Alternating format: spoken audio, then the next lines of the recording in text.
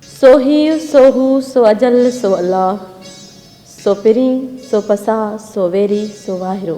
शाह साईं जे मुख़्तलिफ़ मुरतबनि शाह साईं जे बेतनि खे मुख़्तलिफ़ अंदाज़ में लिखियो आहे। उन जे लफ़्ज़नि खे सही माना में सम्झण जे लाइ पहिरें असांजे चैनल खे सब्सक्राइब कयो ऐं बेल आइकन खे प्रेस कयो। शाह साईं जे सुरससी आबरी जो हिकिड़ो बैत जेको मुख़्तलिफ़ मुरतबनि जे रिसालनि में तक़रीबन ईअं लिखियलु आहे। सदायती सभु का बुख न बासे का जेही तेही ज़ात जी जुबश कान्हे जा मूसी हले सा जा जी मिठो न करे।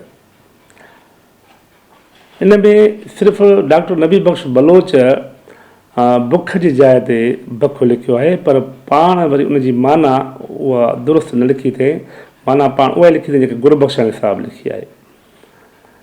गुरबख़्शण साहिबु उन जी माना लिखियो आहे सोकहड़े में सोकहड़ो या फाका कशी कढणु, यानी इश्क जी राह में तकलीफ़ूं सर करणु। बानी खान शेख साॻियो बुख लफ़्ज़ लिखियो आहे जंहिंजी माना में लिखी थिए फाकू। कल्याण अडवाणी बेत जी माना लिखी आहे सदायती त सभु का आहे पर बुख करण का बि नथी क़बूले।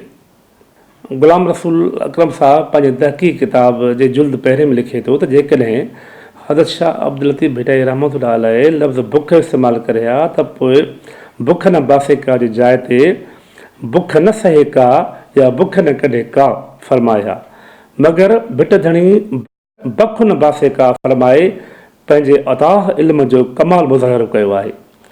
बख न बासे का हिन फ़िक्र खे सम्झण लाइ हज़रत भिट धणी जी बेत जे हिन टी मिसरे ते गौर फरमाइणु घुरिजे। मूसी हले सा जा जीव मिठो न करे। हाणे इन सिट में साईं जो मूं अॻु में बि ज़िक्र कयो त कमाल हूंदो आहे त पंहिंजे लफ़्ज़ खे वरी ॿी खे सिट में या जेकॾहिं किथे क़ुर शरीफ़ जी आयत बि इस्तेमालु थियल हूंदी आहे त उनजो सिंधीअ में ॿी सिट में या टी सिट में अहिड़ो त सुहिणे अंदाज़ सां तर्जुमो बि थियल हूंदो आहे जो जेकॾहिं अरबी जे लफ़्ज़नि जी माना कंहिंखे नथी अचे त उहो उन सिंधीअ वारी सिट मां उनजो मफ़हूम कढी वेंदो आहे। अहिड़ी तरह मूसी हले सा जा जीव मिठो न करे, हिन में जीव मिठो न करे माना जेका पंहिंजो पाण खे क़ुर्बान करे, जेका पाण खे मिठो न करे।